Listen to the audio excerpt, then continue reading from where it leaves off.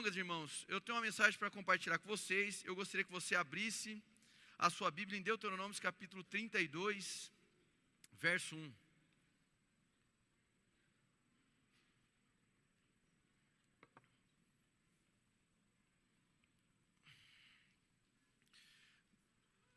Deuteronômio capítulo 32, verso 1. Vamos ficar de pé? Nossa primeira leitura, a gente sempre realiza em pé, todos juntos.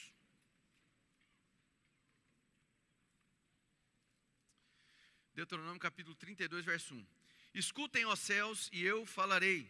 Ouça, ó terra, as palavras da minha boca. Que o meu ensino caia como chuva, e as minhas palavras desçam como orvalho, como chuva branda sobre o pasto novo, como garoa sobre tenras plantas. Proclamarei o nome do Senhor, louvem a grandeza do nosso Deus, Ele é a rocha, as suas obras são perfeitas, e todos os seus caminhos são justos. É Deus fiel, que não comete erros, justo e reto Ele é. Feche seus olhos, curve sua cabeça. Senhor, em nome de Jesus, nós queremos te agradecer por essa noite, Pai, porque nós temos essa liberalidade de nos reunirmos, Pai, para poder proclamar o Teu santo nome, para lhe adorar em meio aos cânticos, para que nós possamos testemunhá-lo por meio da comunhão. E, Senhor, nós te pedimos uma vez mais, pela Tua sabedoria, pela Tua graça no nosso meio, para que nós possamos compreender o Seu coração.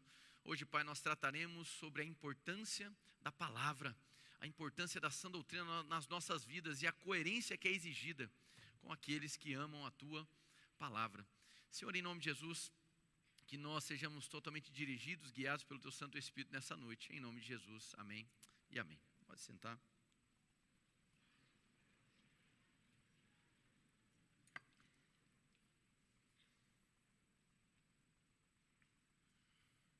Amém. Irmãos, esse é um texto muito poderoso para a gente iniciar essa mensagem. Basicamente eu quero apenas destacar que Deus escolheu um meio de se revelar para nós. Olhando para o Antigo Testamento, a maneira com a qual Deus escolheu se revelar ou se auto-revelar foi por meio da Tua palavra, por meio das Suas instruções. Então nós estamos falando de um Deus, e eu vou falar isso brevemente, pois foi muito bem explanado hoje pela manhã, muito bem detalhado pela pastora Milka. Ele é um Deus completamente pessoal, Ele decidiu se revelar de maneira pessoalizada. Deus, Ele não escolheu se revelar por meio de objetos, Deus não escolheu se revelar por meio de imagens, Deus escolheu se revelar por meio da sua voz. A voz de Deus aponta para quem Ele é e para as suas obras. O ensino de Deus, ou o ensino acerca de Deus, ele é importante para que nós tenhamos esclarecimento sobre quem Ele é e sobre o que Ele faz. Glória a Deus. Esse é um elemento importante para nós. Aqui o texto está trazendo para nós como uma bênção do Senhor, Deus se comunicar com o seu povo. Nós podemos destacar que o ápice da revelação divina, ou seja, o ápice da comunicação divina para conosco é Cristo Jesus, que é justamente a palavra encarnada. Um caráter encarnado sobre a revelação de Deus, mas ainda assim sendo conhecido enquanto uma palavra falada, uma palavra que foi revelada. Cristo é a comunicação perfeita de Deus para conosco. Cristo revela o desejo máximo de Deus de falar com a humanidade. Deus, mesmo diante do pecado do homem, Ele buscou incessantemente falar com a humanidade de alguma maneira. Por vezes utilizou os profetas, por vezes utilizou revelações sobrenaturais de si mesmo, e o ápice, mais uma vez, reiterando, foi Jesus Cristo. Quando nós olhamos para Cristo, nós compreendemos a mensagem clara de Deus para nós. O texto aqui vai nos dizer sobre proclamar o nome do Senhor. Ele é a rocha, repete comigo, Ele é a rocha, e as suas obras são perfeitas. Diga, as suas obras são perfeitas. Muito bem, eu quero tratar com vocês hoje sobre doutrina, e a gente pode aqui trazer uma expressão importante que o apóstolo Paulo vai trazer nas suas cartas pastorais sobre aquilo que é compreendido como sã doutrina. Quando falamos sobre uma doutrina, estamos falando sobre instrução, estamos falando sobre algo que é importante para dar direcionamento. A doutrina de Deus, ou a doutrina que envolve o Evangelho, ela diz respeito a quem o Senhor é e sobre as suas obras. Por isso escolhemos Deuteronômio 32 para iniciar esse texto. O ensino acerca da palavra, ele é uma bênção para nós.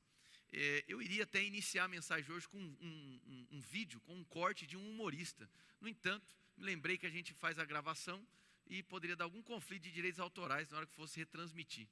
Mas basicamente esse humorista, até viralizou recentemente, ele em um de seus shows, eu não acompanho ele, mas em um de seus shows ele se declara ateu, e em um de seus shows ele vai dizer sobre pessoas que dizem amar a Deus. Ele falou, olha, eu tenho amigos, pessoas que eu conheço, que dizem amar profundamente ao Senhor. E a pessoa diz assim, olha, eu amo a Deus, mas ele diz assim, mas ama quanto? Amo tudo, com toda a minha vida, com toda a minha existência, eu amo. Eu darei minha vida por Jesus. Aí ele diz, muito bem, e você já leu a palavra dele? Não, aí não, a palavra é muito grande. Aí ele fala com um jeito humorado, dizendo assim, não, é muito grande, aí dá muito trabalho. E ele traz no seu show a profunda incoerência sobre aqueles que dizem amar ao Senhor, mas não conhecer a sua palavra. Curiosamente, em dezembro do ano passado, eu fui receber um preletor, em outubro do ano passado, na conferência Roots, eu fui receber um dos preletores, e ele chegou tarde do aeroporto, e a gente encontrou um único restaurante aberto em Campo Grande. Quando a gente senta lá, se senta do nosso lado, justamente esse humorista, que estava saindo de um show que ele tinha feito aqui em Campo Grande. E a gente só sobrou as nossas duas mesas no restaurante, e a gente ficou conversando por mais de 1h30, e foi divertidíssimo. Foi muito bom mesmo.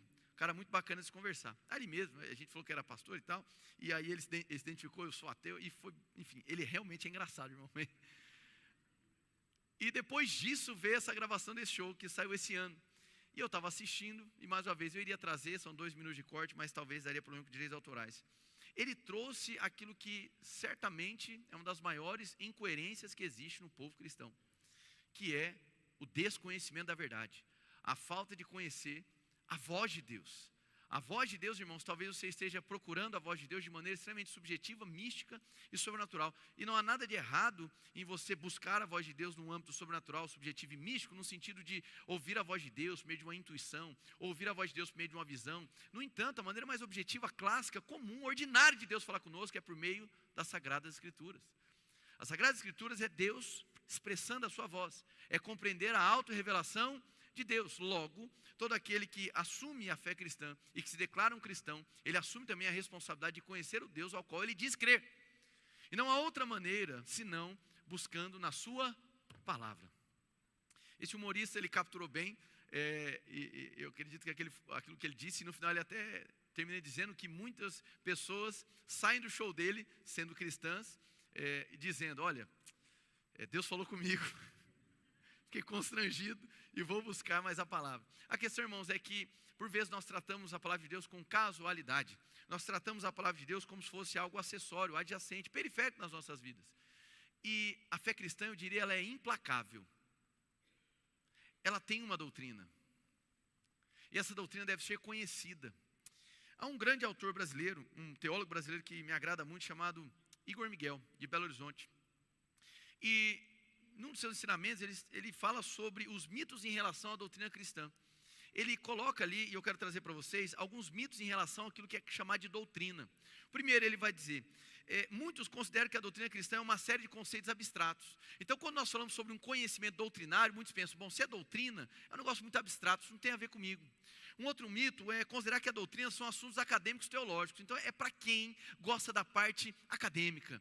Né, conhecer a doutrina de Deus, conhecer a doutrina da palavra é para alguém que é acadêmico, alguém que está seguindo aí, fazendo mestrado, pós-doutorado em teologia. Isso não é assunto para mim, um reles mortal. Terceiro, considerar que a doutrina é algo subjetivo, ou seja, cada um tem a sua. Né, em tempos de verdade relativa, cada um tem a sua. Então, a doutrina não é um negócio absoluto. Simplesmente cada um tem a sua, cada um vai enxergar a Bíblia de um jeito, cada um vai compreender a palavra de uma maneira. Então, em termos de doutrina, de instrução, basta você olhar, tratar a Bíblia assim, deixa eu ver o que se encaixa para a minha vida, deixa eu ver aquilo que fala de vitória, e aí eu absorvo. Quarto mito, considerar a doutrina e a prática ou praxis algo dicotômico, ou seja, uma não interfere na outra. colocar como algo distante. Doutrina, é apenas conhecimento, é saber, né? É algo mais filosófico, enquanto que a prática não, meu negócio é a prática e a experiência. Então, para mim, só importa se tem experiência como prova. Mas e a doutrina? Não, a doutrina é um negócio assim, é mais frio, né? É puro conhecimento, é apenas assim algo sapiencial, apenas para tomar acesso às coisas. Ah, eu gosto é da prática, mas a sua prática está embasada em algo? Não, não importa, importa que dá resultado. Se dá resultado, a experiência é válida. Outro mito, considerar que a doutrina é uma forma de controle das mentes, né? Percebe que quando nós falamos sobre doutrina, pelo menos no mundo que nós vivemos hoje, pelo menos a nível de Brasil e por todos os debates que circulam no povo brasileiro, quando falamos sobre doutrinar, geralmente tem um sentido negativo. Doutrinação, não é? A doutrinação nas escolas, as doutrinações nas faculdades. A expressão doutrinar hoje tem muito mais caráter negativo do que caráter positivo. De alguma maneira o conceito está vinculado a algo meramente ruim. Controle das mentes. Olha, se alguém está te doutrinando, é porque essa pessoa está suprimindo o seu espírito livre. Você já não vai mais ter poder de decisão. Essa pessoa quer te doutrinar, ou uma igreja querendo te doutrinar, basicamente ela está querendo o quê? Ela está querendo te encapsular, ela quer te aprisionar. Para você ficar cego, para você não ver o mundo da maneira adequada. Então aquele que é doutrinado é uma pessoa inferiorizada. E o sexto mito que ele levanta, que eu considero, é considerar que a doutrina esfria o poder do Espírito Santo. Esse é uma pessoa muito cheia de doutrina, então assim, ele é frio. Ele analisa as coisas do ponto de vista da ciência sobre Deus. Então, se ele é cheio de doutrina, ele vai ser uma pessoa mais rígida para os dons do Espírito. E, como eu disse logo no começo, são mitos. Repete comigo, mitos? São mitos. É interessante que a nossa maneira de enxergar a doutrina, ela é profundamente influenciada por uma cultura grega, helenística, da qual a gente olha para a doutrina apenas como forma de saber, de um ponto de vista mais da razão. E é uma ideia que, tudo bem, a gente olha 2000 anos, né, para trás, e observamos ali a supervalorização na cultura grega sobre a mente humana, mas não difere muito do tempo que a gente vive hoje, que é um racionalismo, ou seja, é tudo a partir da mente. Então, se a minha mente define, se minha mente observa, se minha mente define, então eu vou possuir, o que importa é a mente. A mente é a grande questão, não é mesmo, irmãos? Hoje em dia, muitas coisas são colocadas a nível de código, bloqueio, desbloqueio, ativações da mente. Muitas das vezes por uma interpretação terrível, especialmente de Provérbios, assim como o homem se imagina na sua mente, assim ele é. E aí absolutiza-se nisso como um poder definitivo da mente. Basta mentalizar que você vai possuir. Isso é extremamente problemático e é tomado de influência grega. Na visão mais clássica, a doutrina está muito mais próxima da sabedoria, de um viver de modo orientado, viver de um modo justo. Deixa eu trazer um outro conceito para dentro da nossa conversa. Se doutrinar geralmente é associado a algo negativo, tem um outro conceito que, especialmente dentro das igrejas, é visto de um modo extremamente negativo. A palavra tradição. Repete comigo, tradição. Tradição. Basicamente, quando se pensa em uma tradição da fé cristã, assume-se o quê? Bom, se é tradição, então é um tradicionalismo, isso é religiosidade, isso é legalismo. E não, nós não podemos permitir que a tradição entre aqui dentro. Jesus falou o contrário a algumas tradições, então nós não podemos aceitar qualquer tipo de tradição dentro da igreja cristã. Porém, isso não é uma verdade acerca da fé cristã. A fé cristã tem tradição. E é justamente na tradição que se observa na história da igreja cristã que nós vamos perceber que vários debates que estão sendo feitos nos dias atuais, eles já foram combatidos, desafiados ao longo da história da igreja. Nós não somos uma narrativa de fé que não tem história, que não tem contexto. Afinal de contas, a unidade da qual Jesus orou era uma unidade também apostólica a nível de mensagem. Ora, como que nós podemos dizer que a tradição não faz parte da história de uma igreja? Nós temos uma boa tradição a ser observada. Nós devemos conhecer a tradição que existe dentro da fé cristã. É justamente por conta da boa tradição que a gente distingue o que é verdadeiro do que é falso. É justamente por conta da boa tradição que foi construída ao longo dos concílios que nós conseguimos compreender o que é ortodoxo e o que é heterodoxo. O que é alinhado com a palavra e aquilo que simplesmente está desalinhado da palavra. E aqui eu faço uma outra pontuação. Por vezes você já deve ter escutado, geralmente, irmãos, eu falo aqui com todo o amor do mundo, vocês sabem todo o respeito que eu tenho, por vezes cito aqui autores católicos, teólogos, padres, enfim, eu não tenho problema nenhum com isso, mas por vezes você deve ter escutado de alguns irmãos católicos romanos, dizendo que com o protestantismo criou-se ali interpretações diversas das escrituras, e por isso que agora existem inúmeras ramificações do protestantismo, não é assim? Ou seja, virou uma baderna. Só que é importante trazer luz ao que eu vou dizer agora, porque é uma confusão também no meio dos protestantes. A reforma protestante lutou pelo livre exame das escrituras. Repete comigo, exame. Livre exame é diferente de livre interpretação. Se estamos falando de uma vida coerente com a palavra, precisamos compreender o respeito que nós devemos adotar perante a palavra. De maneira prática, a minha posição de respeito diante da palavra é primeiramente conhecê-la. Porque amar a Deus sem buscar conhecer a palavra, simplesmente é a maior das incoerências. Agora, segundo, enquanto respeito e coerência com a palavra, eu preciso compreender que sim, eu devo valorizar o livre exame, conquista da reforma protestante. O que é o livre exame? É a livre inspeção. A livre inspeção significa que aquilo que eu prego, você tem a liberdade de checar nas escrituras, se é correspondente, se faz sentido. Esse livre exame foi uma conquista. Amém, irmãos? Agora, por vezes mesmo declarando uma fé de confissão protestante, desconsideramos o livre exame. Voltando à fala do humorista, ele diz da seguinte maneira, interpretando a pessoa: você já leu a Bíblia toda? Não, é muito grande. Mas domingo eu vou lá. Aí tem um homem que prega, entrega só o filé mignon para a gente. Então, por vezes, nós desvalorizamos essa conquista protestante, que é o livre exame, que é o que ele está falando, tem correspondência nas escrituras?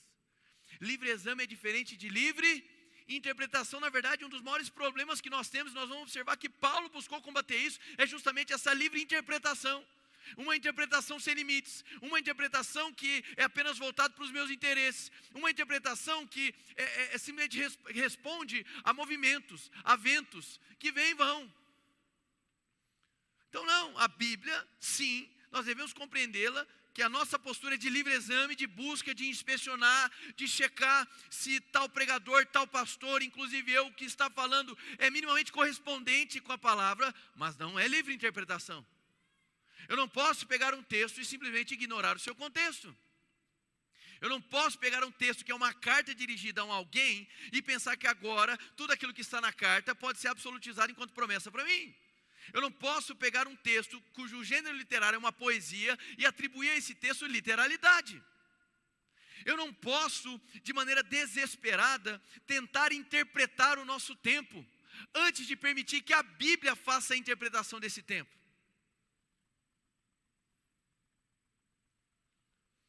Um grande teólogo chamado Anthony Tisselton, para mim uma das maiores referências na parte de interpretação das escrituras, mas também falando de um teólogo contemporâneo, Michael Bird, eles falam sobre uma relação de estranheza que nós devemos adotar com as escrituras. O que seria isso? Eu devo me tornar um estranho ao texto. Poxa, mas a Bíblia não é sobre mim, é sobre Deus. Mas você precisa entender que quando ela foi escrita em um contexto diferente, em uma história diferente. A Bíblia é para o nosso tempo, mas ela não é sobre o nosso tempo. Amém, irmãos? Ela é para, mas não é sobre. Os exemplos utilizados, o contexto histórico era outro. Então, o que significa essa relação de estranheza? Eu devo me tornar um estranho ao texto, não tão familiar, para ver as diferenças para o nosso mundo. Entrar dentro deste mundo do tempo bíblico. E aí, então, realizar uma tradução para o nosso mundo. Caso contrário, você vai acabar adaptando a mensagem. Você não deve fazer isso. Nós temos que traduzir a mensagem bíblica para o nosso tempo. Muitos olham para as Escrituras em um âmbito que? Livre interpretação. Eu olho para o texto e eu faço o que eu quiser. Exemplo. Hebreus capítulo 11, verso 1 vai dizer, porque a fé é a certeza das coisas que se esperam. A convicção de fatos que não se veem. Ora, eu preciso me questionar, dentro daquele contexto, o que é que estava sendo esperado. A fé é a certeza daquilo que se espera. E no próprio capítulo 10, no verso 36 diante, você vai perceber que o que era esperado era quem? Cristo Jesus, aquele que vem virá. Então eu não posso esticar esse texto e simplesmente colocar naquilo que se espera, aquilo que eu espero. Aquilo que eu quero que seja outra coisa que não Cristo. O texto não me dá esse tipo de abertura, porque a inspeção é livre, a interpretação não.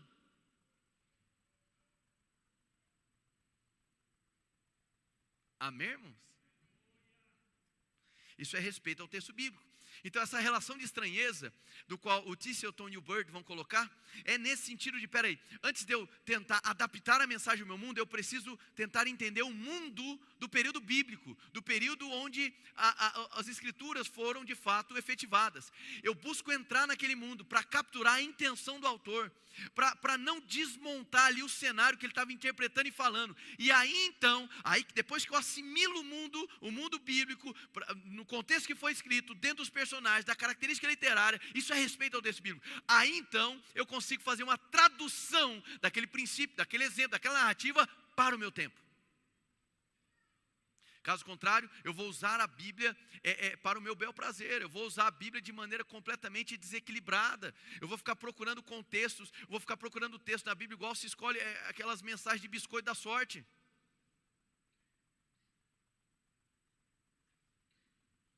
É como se alguém te escrevesse uma carta e você simplesmente ignorasse o começo, meio e fim da carta e apenas se interessasse pelo quê? Qual é a parte que tem alguma vantagem para mim? Qual é a parte que diz que vai ter vitória para mim? Eu vou arrancar. Aí a pessoa vai falar contigo e falar assim, você leu a carta? Olha, eu li a parte que me interessava. O que é isso se não desrespeito? A Bíblia, ela é divinamente inspirada. Amém, irmãos? Agora, ela é também humanamente composta. O que eu quero dizer com isso? Deus, irmãos, Ele deu vazão para que os escritores do Antigo e Novo Testamento aplicassem nos seus escritos, inclusive, o seu estilo. Tem questões de linguagem nas escrituras que são questões estilísticas. É o estilo de escrita do autor. Isso traz para nós que a revelação das escrituras, a inspiração do Espírito, ela valorizou, vamos dizer assim, o intermediário humano, para que ele pudesse trazer exemplos daquilo que ele estava vendo, para que ele pudesse trazer características e conceitos para aquilo que ele estava testemunhando. Amém, irmãos? Então não há outra maneira senão respeitando o texto bíblico, compreendendo que há um caminho de interpretação das escrituras, e eu não posso de maneira desregrada sair pensando textos, ignorando os seus contextos. Por isso a Bíblia deve ser lida do começo ao fim. Não há nada mais coerente do que nós, aqueles que creem em Cristo, lerem a Bíblia todos os dias.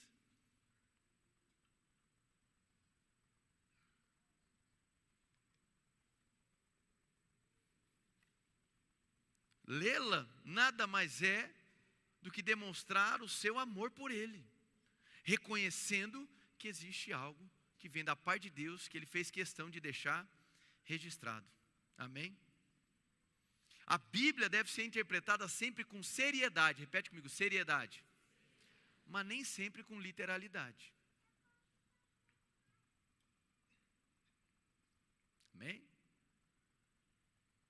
sempre com seriedade, nem sempre com literalidade. Por quê? Porque a Bíblia tem dentro do seu conteúdo figuras de linguagem. Você vai ter poesias carregadas de hipérboles. Você vai ter ali textos carregados de metáforas, símiles e por aí vai. E muitas pessoas, por tentarem literalizar o que não é para ser literalizado, que é metafórico, simbólico, acabaram incorrendo em grandes erros. Vou dar um exemplo para vocês. Certa feita nos Estados Unidos, havia chamada de seita, né? Chamava de igreja, mas era uma seita.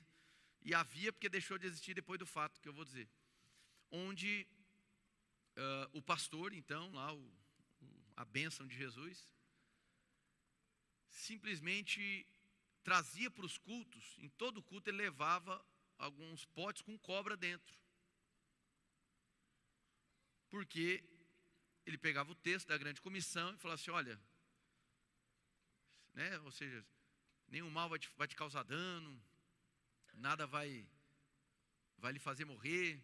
Aí ele utilizava, eu vi as pregações, utilizava o exemplo de Paulo, que foi picado por cobra, mas não morreu, né? Coisa mortífera, enfim, ele usava isso, e aí durante a mensagem ele ia colocando a mão, para demonstrar que ele era um homem cheio de fé.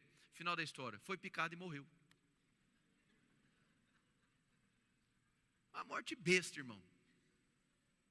Não é? Coisa de ignorante. Por não respeitar o texto bíblico, não entender a sua mensagem como um todo. Então, você está numa igreja que valoriza as escrituras. Você está numa igreja que busca cada vez mais se aproximar de algo chamado ortodoxia. Repete comigo, ortodoxia. Eu gosto da fala do reverendo Francis Schaeffer, que vai dizer da seguinte maneira: existe sim um tipo de doutrina, ou ortodoxia, que simplesmente é vazia. Ele vai colocar isso. Existe uma ortodoxia morta, Francis Schaeffer diz. Essa ortodoxia morta, ela acontece quando a doutrina é só de lábios, não penetra o coração e não chega nos afetos. A questão sobre a doutrina de Deus é tão importante, a doutrina cristã é tão importante, que Paulo vai destacar que existe uma sã doutrina, assim como existem falsas doutrinas. Eu quero que você vá lá rapidamente para Tito capítulo 1, verso 9 nesse momento.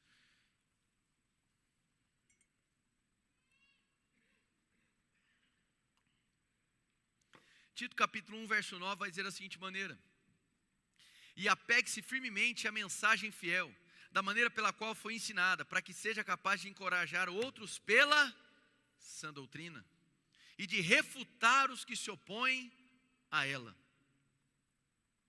Vai para 1 Timóteo capítulo 6, verso 3. 1 Timóteo capítulo 6, verso 3. A gente vai citar alguns textos, depois eu vou trazendo os seus contextos, e aí a gente vai rebatendo os mitos que de início eu apresentei. 1 Timóteo 6, 3 vai dizer: se alguém ensina falsas doutrinas e não concorda com a sã doutrina de nosso Senhor Jesus Cristo, e com o ensino que é segundo a piedade, é orgulhoso e nada entende. Esse tal mostra o interesse doentio por controvérsias e contendas acerca de palavras, que resultam em inveja, brigas, difamações, suspeitas malignas e atritos constantes entre aqueles que têm a mente corrompida e que são privados da verdade, os quais pensam que a piedade é fonte de lucro. De fato, a piedade com contentamento é grande fonte de lucro, pois nada trouxemos para este mundo e dele nada podemos levar. Por isso, tendo o que comer e o que vestir-nos, estejamos com isso satisfeitos. Os que querem ficar ricos caem em tentação, em armadilhas e em muitos desejos controlados e nocivos, que levam os homens a mergulharem na ruína e na destruição, pois o amor ao dinheiro é a raiz de todos os males. Algumas pessoas, por cobiçarem o dinheiro, desviaram-se da fé e se atormentaram com muitos sofrimentos. Então, percebe que há um grau de advertência da parte de Paulo, tanto para Tito quanto para Timóteo. Timóteo com mais ênfase ainda, começando em 1 Timóteo capítulo 4, isso vai ser um conteúdo da segunda carta a Timóteo, onde Paulo está deixando muito claro o ambiente hostil que eles estavam enfrentando já no primeiro século. É muito comum pessoas pegarem alguns textos que vai falar assim: olha, nos últimos dias, vocês terão aí pessoas que negarão a sã doutrina, pessoas, né, que assumirão falsas doutrinas, etc. E, ok, podemos trazer para o nosso tempo. No entanto, aquilo era uma carta contemporânea, era uma carta ocasional. Paulo escreveu aquela carta para quem? Para Timóteo, irmão. Timóteo não veio a viver no ano 2000. Timóteo vivia onde? No primeiro século. Então era uma carta ocasional, circunstancial. Ela correspondia ao enfrentamento do tempo que eles estavam vivendo. Tem que respeitar a carta. O autor da carta estava se dirigindo a alguém. Não tem sentido o autor da carta transmitir para aquele alguém uma luta hipotética que ele não estava vivenciando. Ora, é uma carta. Ok, pastor, mas eu posso aplicar esse contexto de muitos estarem fechando os teus olhos, passando doutrina no tempo presente, que o fim está chegando? Irmãos, poder até pode, com muito cuidado. Se o seu alvo é trazer isso para espetacularizar as questões, para trazer um sentimento escapista, catastrofista, o Satanás está vindo, o anticristo está vindo, não faça isso. Mas se você tiver uma interpretação saudável, compreendendo que os últimos dias começaram quando Jesus foi ressurreto e ascendeu aos céus, compreendendo que há um contexto de continuidade, de enfrentamentos do primeiro século, que também são enfrentamentos do nosso século, amém, aí tudo bem. A questão é que naquele tempo, Timóteo estava sofrendo esse grande enfrentamento. Alguns chegam ao ponto de dizer que Timóteo poderia estar até reflexivo em relação ao conteúdo de alguns personagens, que eram contrários. Então há uma chamada para a sã doutrina. Ora, se existe uma sã doutrina, significa que uma doutrina que não é sã. E uma sã doutrina produz o quê? Sanidade, irmão. Sanidade na nossa espiritualidade, sanidade nas nossas relações. Porque a doutrina orienta, a doutrina direciona, a doutrina traz para nós aquilo que é adequado, aquilo que é apropriado. E aonde se encontra a doutrina de Deus, que vai falar sobre Ele e sobre os seus feitos? Na palavra de Deus. Se não conheço a doutrina a partir das Escrituras, eu serei fatalmente confundido. Não há outro caminho, irmãos, que não seja o engano. Não conhecer as Escrituras não te coloca em posição de neutralidade. Tratar a Bíblia como algo periférico não te coloca numa posição neutra espiritual. Essa é a grande questão. Não é uma simples questão de um dia a mais ou dia a menos, lendo ou não lendo. É o conhecimento acerca do Deus que você crê e acerca dos seus feitos. Se você não conhece quem Ele é por meio da sua palavra e das suas obras, você fatalmente será confundido. Você não saberá identificar uma voz, você não saberá identificar e interpretar as questões, você não saberá de onde extrair, puxar forças. Não é uma questão secundária, não é uma questão meramente filosófica, é definitiva para a qualidade de espiritualidade que estamos buscando. Não é opcional para um cristão não conhecer as Escrituras, irmãos.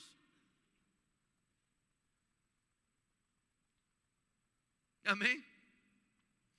Recentemente eu passei por uma situação que eu me diverti muito, irmãos. Amém? Estava eu com alguns familiares, que eu não vou falar o grau de parentesco, aleluia. E aí estavam discutindo sobre a novela da Record.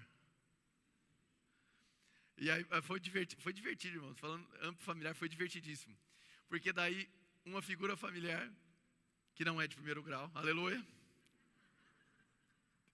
diz da seguinte maneira: eu não sei se a rainha vai morrer ou não vai. Aí eu falei assim, mas se você ler a Bíblia, você vai descobrir ela. Mas se eu leio, aí eu vou perder toda a graça da novela.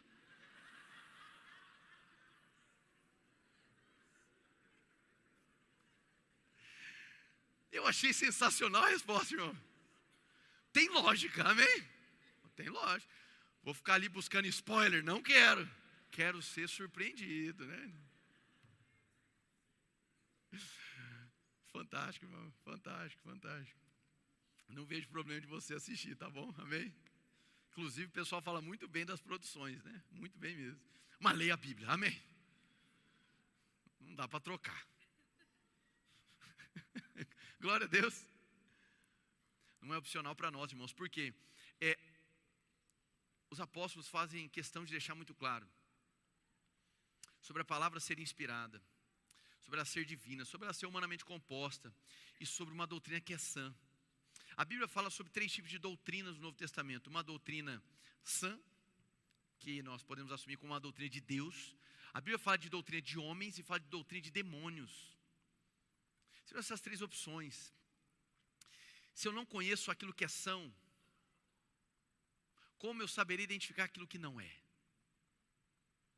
Se eu não conheço a doutrina que a palavra me apresenta como aquilo que é reto, aquilo que é rocha, aquilo que orienta, qual é o meu crivo? Qual é o meu juízo? E não estou falando apenas de questões morais, tá? Do que é certo e que é errado, mas também para isso.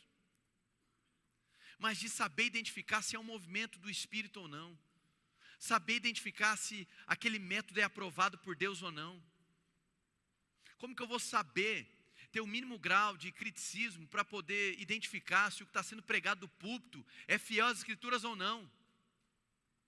Se não conheço as Escrituras, você será manipulado. Isso não é uma hipótese, é uma convicção. Você será definitivamente manipulado. Se você não lê as Escrituras, você me dá o aval para te manipular. Eu respondo perante Deus. E o alvo é que você não faça algo simplesmente porque o pastor mandou você fazer ou falou que é bom. Inclusive para aquilo que você vê de proveito no que eu estou pregando, você precisa examinar as Escrituras. Você precisa conhecer o texto bíblico. Não há coerência de vida com a palavra sem conhecer a palavra.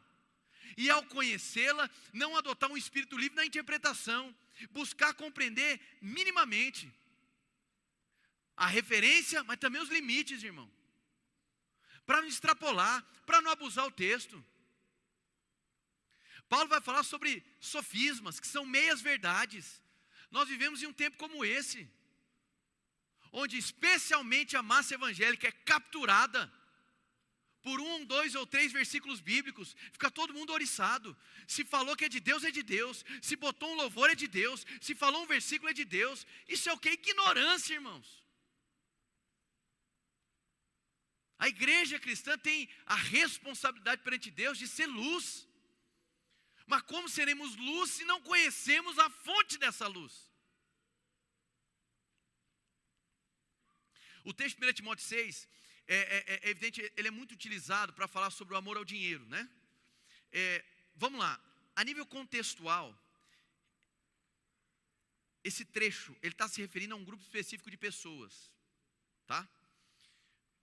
Mas eu posso observar esse o amor ao dinheiro como raiz de todos os males de maneira ampla para todo mundo? É possível você compreender dessa maneira. Por quê? Porque existem muitos outros textos demonstrando que essa relação ruim com o dinheiro é a causa de muitos males, ao ponto de Jesus trazer um nome de uma, vamos dizer assim, de uma personificação da avareza, chamando de Mamon, ok? Perfeito. Nesse contexto ele está falando de quem? Mercadores da fé. O texto aqui é uma dura advertência para aqueles que pregam, para aqueles que anunciam a palavra e que se utilizam da palavra para poder obter vantagem. Infelizmente é uma dura realidade no Brasil.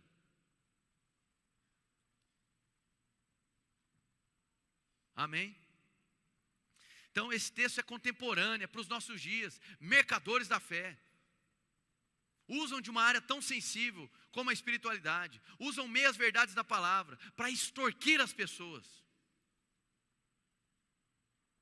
A falta do conhecimento produz justamente isso, irmãos. Você fica susceptível. E geralmente a nossa susceptibilidade é por um método que dá certo. Ora, tal pessoa, ela poderia estar me manipulando. No entanto, eu vejo que dá resultado. Eu vejo que dá certo, então eu quero isso para mim também. Então eu me sujeito. Isso, de maneira última, é um desrespeito à palavra de Deus. A mensagem de hoje, irmãos, é uma espécie de manifesto de valorização, de honra e reverência à palavra de Deus. Nossa igreja tem por missão.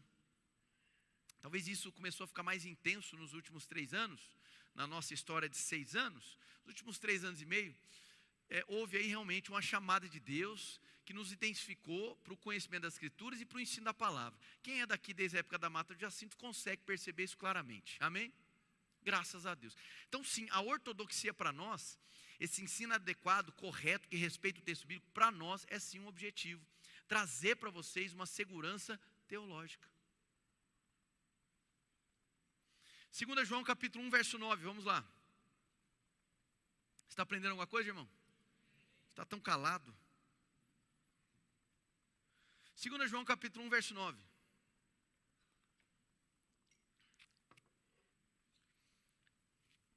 É capítulo único, né? Verso 9. 2 João, tá? Todo aquele que não permanece no ensino de Cristo, mas vai além dele, repete comigo, além, não tem Deus. Quem permanece no ensino tem o Pai e também o Filho. Se alguém chegar a vocês e não trouxer esse ensino, que é o do Pai e do Filho, não o recebam em casa nem o saúdem, pois quem o saúda torna-se participante das suas obras malignas. O que eu quero trazer para vocês, João, Paulo, Pedro também vai pontuar em 2 Pedro capítulo 1, a importância de você compreender a mensagem fiel, a importância de você absorver aquilo que é são. Por quê? Porque o que é falso está por aí. E se não há convicção do que é verdadeiro, você será confundido, você será induzido. Se a igreja que você congrega não lhe provoca a buscar as escrituras, a examinar o que é pregado, você fatalmente será confundido. Uma igreja bíblica, ela vai te impulsionar e incitar a examinar, a valorizar. Uma das conquistas da reforma protestante é o livre exame, meu Deus do céu. Então a doutrina não é uma série de conceitos abstratos. A doutrina tem a ver com a vida comum. A doutrina é o que nos orienta nos tratos, nos negócios. É justamente esse apanhado de instruções que sustentam a ética cristã. Não é uma mera questão de certo ou errado, é todo esse escopo considerado ética. A gente está entrando agora em searas de debates de questões de ordem genética, nanotecnologia, inteligência artificial. Como que um cristão se prepara para essa arena? Evidentemente nós não teremos tempo suficiente, me incluindo, para estudar profundamente todas essas questões, mas nós temos um referencial ético. Amém, irmãos? Essa ética, ela é formada a partir de uma doutrina. Se eu não sou doutrinado pelas Escrituras, a minha ética estará totalmente colapsada. Eu não vou ter esteio, eu não vou ter caminho, eu não tenho contraste, eu não sei dialogar. Eu vou olhar só para o resultado. Ou então eu vou para o espetáculo, eu vou para a tragédia, não é? O americano, o sul-africano americano que envia foguete, o foguete volta de ré, está agora fazendo chip, o chip é a besta, é a besta. O 666 é www, a internet é o 66, a besta é a besta. Aí começa. Entende? Aí começa a fazer associações malucas. Porque a sede final nossa é de estar no controle. Então eu não posso estar nesse mundo e não me sentir no controle de algo. Então, ou eu vou para o lado daquilo que é são, aquilo que é a boa doutrina. Obrigado. Tá bom. Ou então, eu vou para os espetáculos, eu vou para a loucura, para a insanidade. Uma igreja bíblica, eu não estou dizendo que essa é a única, tem muitas, graças a Deus. Ela vai sempre te trazer para uma interpretação saudável, que respeita o texto bíblico e que vai te provocar a ler as Escrituras.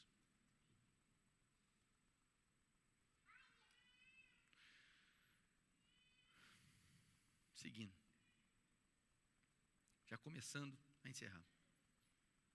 Eu gosto de uma fala de um teólogo brasileiro chamado Guilherme Nunes, que ele diz assim: toda ansiedade hermenêutica é uma traição. Ou seja, toda vez que eu vou de maneira desesperada para o texto bíblico, para tentar encaixar com alguma coisa da minha época, eu acabo sendo traído.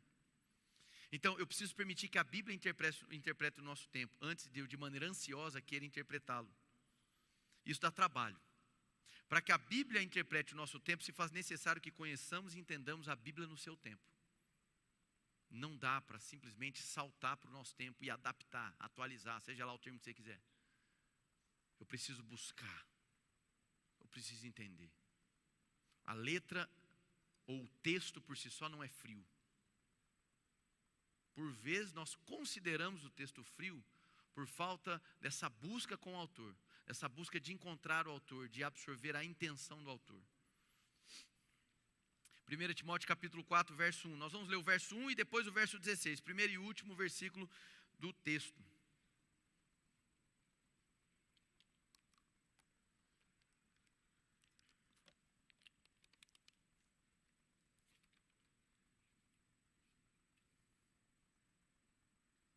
Primeiro Timóteo 4, verso 1. O Espírito diz claramente que nos últimos tempos alguns abandonarão a fé e seguirão espíritos enganadores e doutrinas de demônios. Há um consenso de que essas doutrinas de demônios são ensinos que levam à negação do Cristo. O apóstolo João, ele vai citar por 4 vezes, são as únicas 4 citações explícitas do anticristo nas Escrituras. Explícitas, tá? Existem outras citações que aí precisa de um estudo teológico, que podem ser simbólicas, metafóricas, mas explícitas só tem 4 nas Escrituras e não estão no livro de Apocalipse. As 4 estão na primeira carta de João.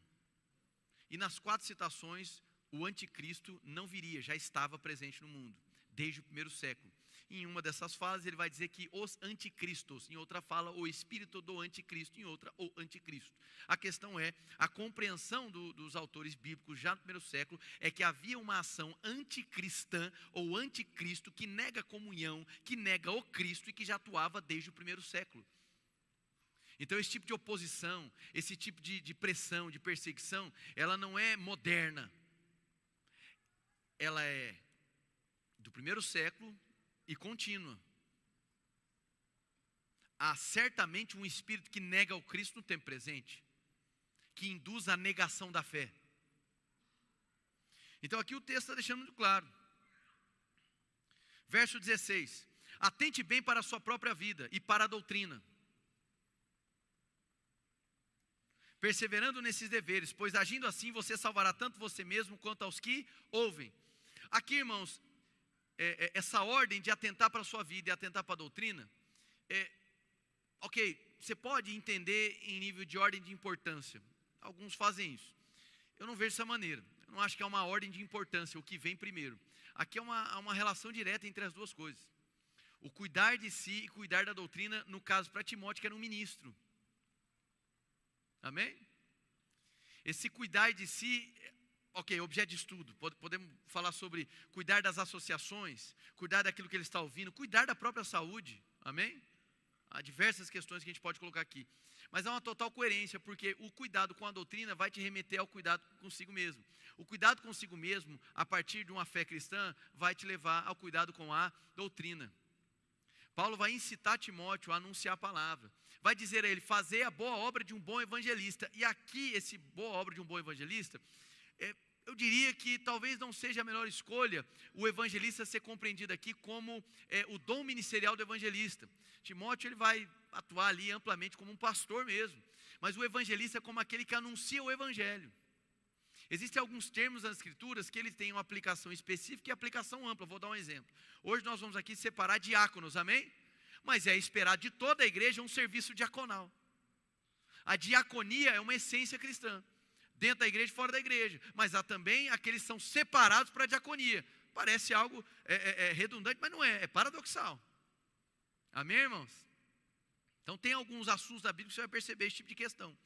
E aqui é um deles. Então, nós ensinamos a palavra, porque Deus nos deu a palavra como um meio para organizar a nossa maneira de compreender. E mais ainda, para que tenhamos clareza da autorrevelação de Deus no mundo. Ensinamos para que as pessoas olhem para a pessoa de Deus em Cristo e olhem para as obras de Deus e se maravilhem com elas. Doutrina não é um mero capricho da igreja. Se porventura igrejas, instituições religiosas usaram de doutrina para cercear as pessoas, logo já não é uma sã doutrina. Uma doutrina falsa. Por vezes de homens. Às vezes não nega o Cristo, não é de demônios, mas é de homens. Existem acréscimos, meias verdades, desvalorização do contexto, ignorância quanto ao gênero, desprezo pela coerência entre conhecimento e prática. O zelo pelo bom ensino e pela boa doutrina é simplesmente uma ordem apostólica do próprio Cristo, da própria igreja. Paulo vai dizer a Timóteo, rejeite as fábulas profanas. O que são essas fábulas profanas? Distorções, irmãos. Repete comigo, distorções. Distorções do texto sagrado.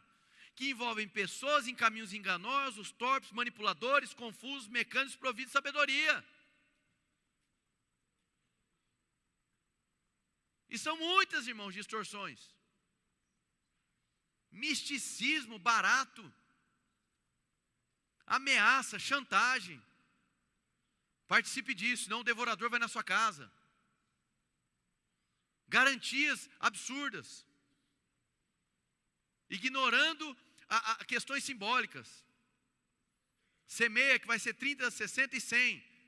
Então é 100 vezes o que você colocou. Não tem sentido isso, irmãos. Senão a gente ia fazer a primeira igreja Elon Musk do mundo. Todo mundo é milionário.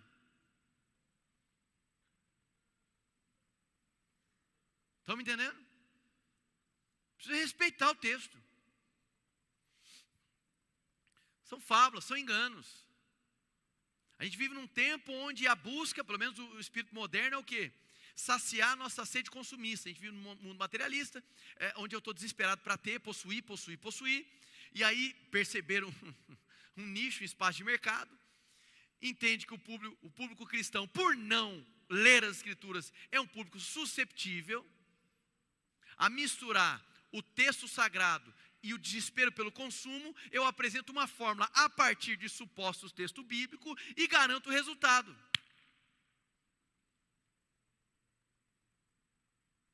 Coloco um louvor para validar. Cito Salomão como o homem da sabedoria. Pego os textos de Provérbios que trazem relação de causa e efeito direta. Ignoro que é um texto de sabedoria, que não é texto de promessa. Transforma em fórmula e compre.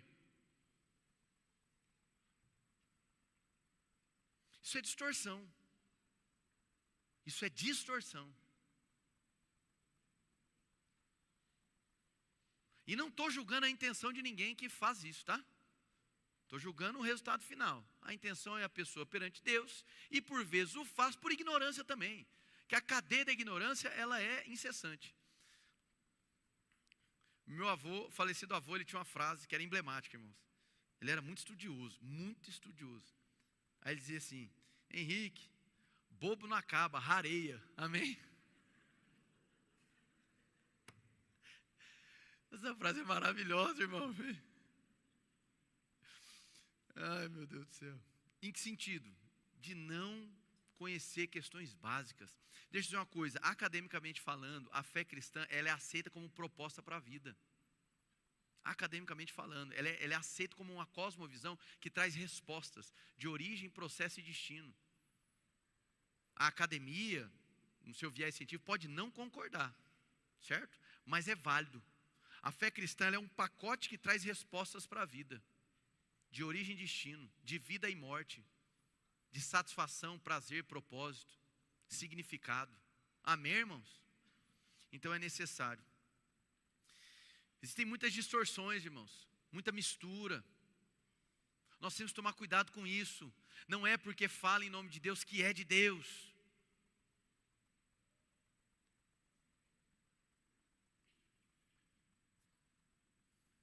O diabo atua nessas distorções, nos falsos ensinos.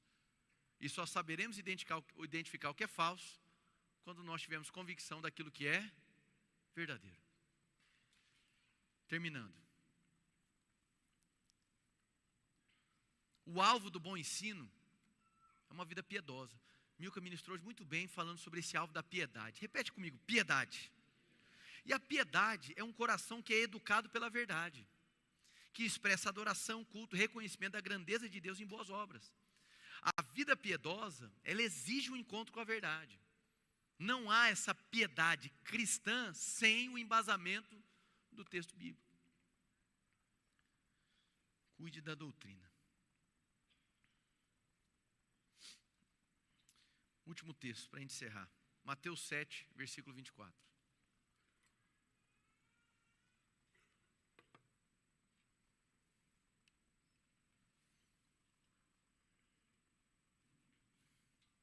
Está aprendendo alguma coisa, irmãos?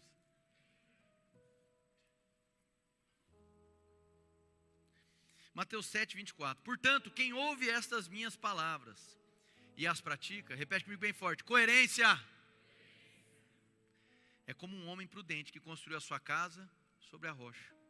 Caiu a chuva, transbordaram os rios, sopraram os ventos e deram contra aquela casa. E ela não caiu, porque tinha seus alicerces na rocha.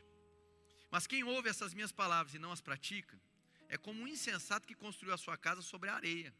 Caiu a chuva, transbordaram os rios, sopraram os ventos e deram contra aquela casa e ela caiu. E foi grande a sua queda. Quando Jesus acabou de dizer essas coisas, as multidões estavam maravilhadas com o seu ensino, porque ele as ensinava como quem tem autoridade, não como os mestres da lei. Há uma citação do teólogo Karl Barth que diz: o primeiro e fundamental ato do trabalho teológico, porém, que permeará todos os atos seguintes, qual tônica básica é a oração. Então, boa teologia, ou seja, compreensão e prática de doutrina, se faz de joelhos dobrados. Não é um mero estudo científico, apenas para obtenção de conhecimento. Não, se faz de joelhos dobrados, rendido. O bom estudo das Escrituras nos leva à humildade. Nos leva a uma posição humilhada perante Deus, de total dependência. Esse é o conhecimento bíblico. O suposto conhecimento que gera soberba é um conhecimento desviado da verdade. O conhecimento bíblico não é centrado em você e no seu êxito. O conhecimento bíblico é centrado em Cristo e na sua obra. Por isso gera em nós reflexão, dependência, humilhação perante Ele. É o caminho contrário da soberba, é o caminho contrário do orgulho. O conhecimento bíblico, de fato, se não o maior, mas é um dos grandes inimigos do nosso orgulho. Por isso que, por vezes, na nossa maneira de traduzir as coisas, nos sentimos quebrados por Deus. Amém, irmãos? Quebrantados. Ele vai seguir: por certo, tal trabalho será desde o princípio e ininterruptamente também o estudo. E em sua totalidade também será o serviço, diaconia. E certamente o labor teológico seria realizado em vão se não fosse feito em amor. O Barth, ele faz uma conexão do bom estudo teológico, compreensão, doutrina e aplicação com Atos 2:42, que é a marca da igreja primitiva, que vai dizer que eles perseveravam na doutrina. Diga doutrina. É a palavra didascalia, doutrina, e na comunhão, koinonia. E depois vai trazer uma citação de partir do pão e orações. Então percebe que a compreensão teológica de Barth, ela é, vou dizer, multidimensional. Não é um mero estudo, não é mera racionalização. Não se faz de joelhos dobrados. E se faz de joelhos dobrados, está numa posição humilde para receber do Senhor. Então existe uma doutrina, existe um caminho, existe uma direção. Não é uma interpretação livre ao meu bel prazer, é a busca de entender o coração de Deus. E que da parte de Deus, não é que Ele quer, Ele quis e continua querendo se revelar, irmão. Isso é graça. Deus querer falar conosco é graça. Deus querer se revelar a nós por meio da sua palavra é graça. Meu irmão, antes de abrir a própria Escritura, o simples fato de haver um registro da voz de Deus significa graça. O Todo-Poderoso, o Senhor, o Criador de todas as coisas, quis, eu não merecia, Ele quis falar comigo. E Ele registra a sua fala, Ele registra a sua vontade, para que eu tome ciência e não me perca em mim mesmo, e não me perca em um mundo, e não me perca naquilo que é falso. O que é isso? Graça, é amor puro, irmão, sem mesmo abrir as Escrituras, pelo simples reconhecimento de que Ele quis se revelar, e quis dessa maneira, falando entre nós. E no ápice da revelação, encarnou a própria palavra, Cristo Jesus, e registrou para nós. Ignorar a Bíblia,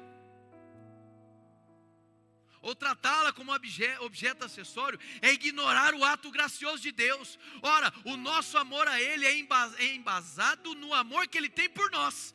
Se eu não considero as Escrituras, eu estou ignorando o amor dele por mim. Então o que eu digo acerca de amá-lo é mentira.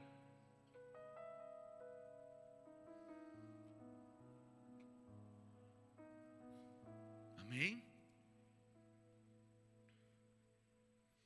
perseveravam na doutrina dos apóstolos, na comunhão, no partir do pão e das orações.